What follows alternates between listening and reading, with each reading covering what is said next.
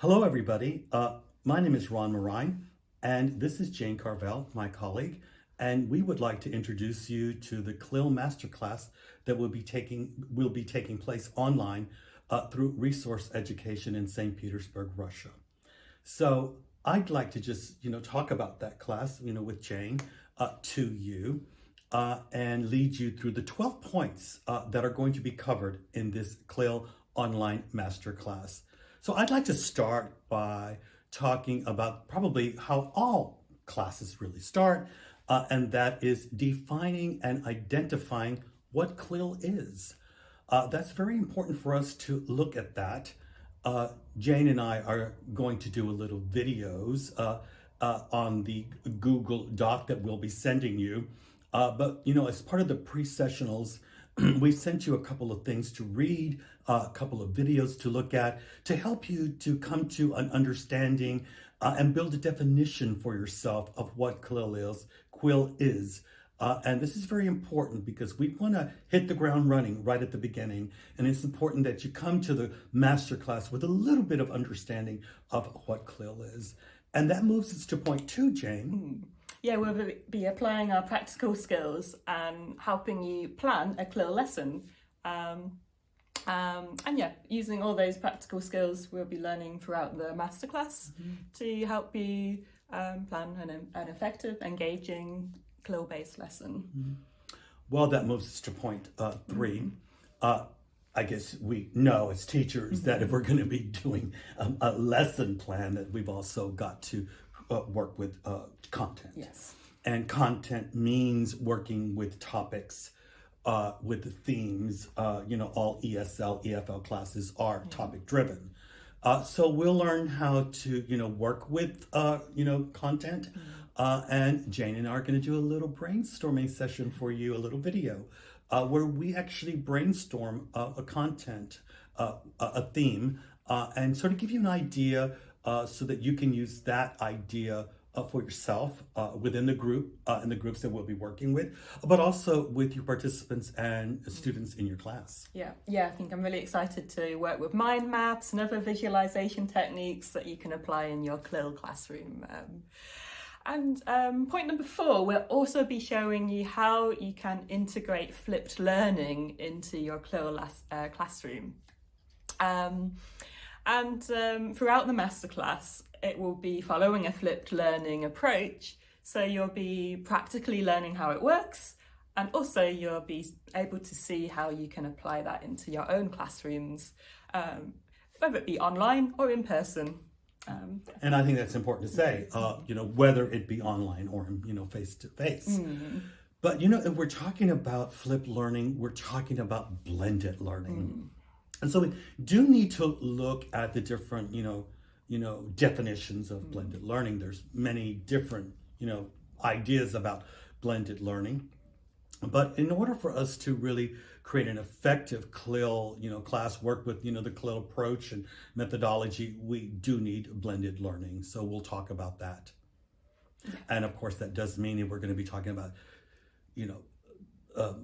blended learning. We'll be talking about task-based learning and project-based learning as well. Yeah, I think, point 6 is about using tasks in your classroom so that the students can have self-directed and an interactive learning experience.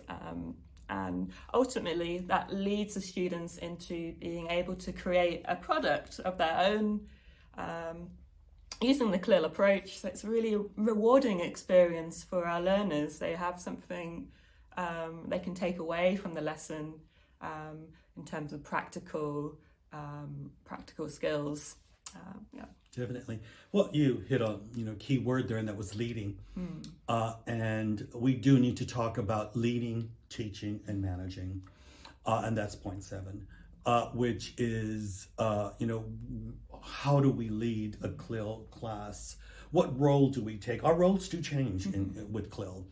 CLIL is about going away from that textbook-driven frontal way of teaching, because it's very interactive and very student-centered.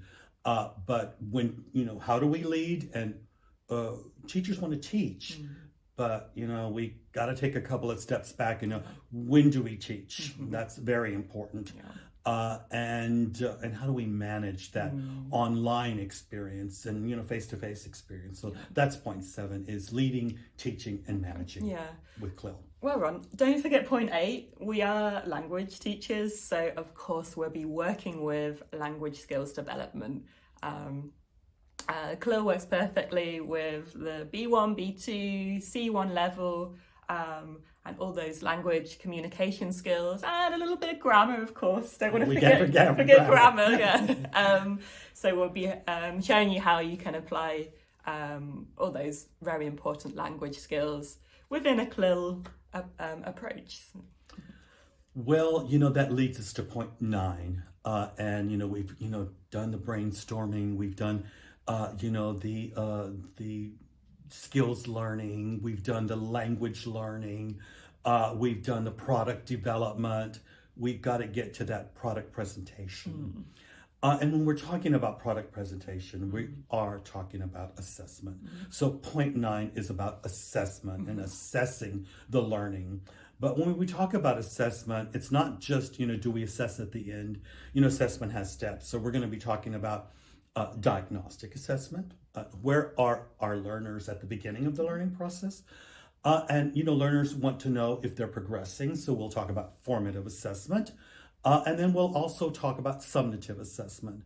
So those are 3 very important types of assessment that we will be talking about and doing in the CLIL Master Class. Yeah. That leads nicely on to assessing different skills, or point 10 really is learning how to integrate the 4 main skills of language learning. So you're reading, writing, listening, and of course speaking. How can we integrate those 4 skills into the CLIL method? Well, I think what's important to say there is that, we as teachers think we just got to do all of those at once. So we got to do it all. We got to do all the skills at one class.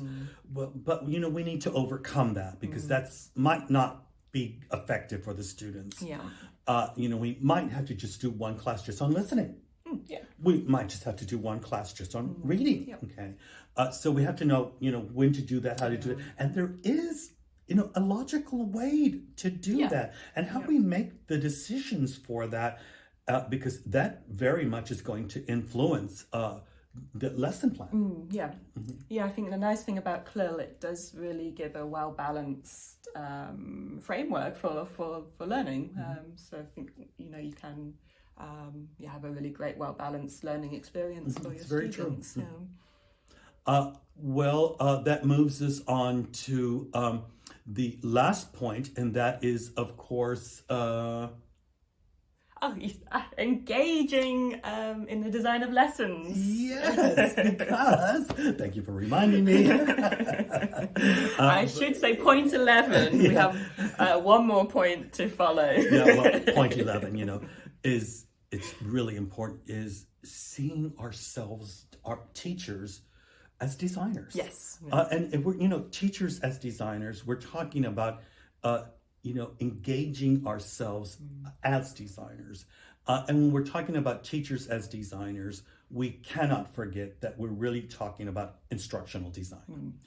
And so we're going to have to look at some models of instructional design, because if we're talking about creating a well-balanced, CLIL lesson plan, which includes all the skills, how do we design that? How, what model can we use, and how do we integrate formative and summative assessment into that? How do we integrate all the other things that we're going to have to do to make sure that really is a well-balanced class? So of course, teachers as designers is point number 11. Yeah, I think that's really interesting, and brings us to the final point 12, which is a really key point, because it's very important to create an interesting and engaging learning environment for your CLIL lessons and CLIL course to be really effective. And it helps students engage, and also just to have a meaningful outcome for the lesson. So you can really facilitate that by creating the right atmosphere, the right environment in your classroom. And great lesson plans. Oh, yeah, of course, all supported by your wonderful lesson plans. And, With mind maps. and mind maths. And yeah, that's the fantastic thing about our masterclass. You will have all these Graphic facilitators. these practical things you can take away from the masterclass and directly use it in your classroom. But Jane, I'll just wrap it up and say that you hit a key word again there, and that's meaningful. I think we as teachers do want to create interesting lessons. We want our lessons to be engaging. I do believe that. But, our lessons also have to be meaningful. And what does meaningful really mean? Well, meaningful does have a definition. It's something that not only interests the students, it keeps them motivated, but they are motivated from the fact that they're able to see that what they're learning is creating new knowledge for themselves. It's, broadening their horizon, creating new understanding about things they didn't know about, but it also means about learning new skills, and not just, language, because CLIL is about, skills, content, and language. And that they see that they're able to use that now in their life, but also in the future. And that's what meaningful is. And I think by us covering these 12 points, we can already see that we've taken a lot of time to plan the class, to see that there's a lot of meaning and meaningfulness for the teachers who come and participate in that class. Jane and I look forward to seeing you in the class, meeting you, guiding you through this learning process in the CLIL Master Class. We ask that you please do go to the Google Doc and do the pre-sessional activities and exercises. Use the worksheets that have been provided to you so that when you come to the class, you hit the ground running and we can already move to some of the online activities that we would like to do with you. We look forward to seeing you. Yeah, I can't wait. See you then. Can't wait.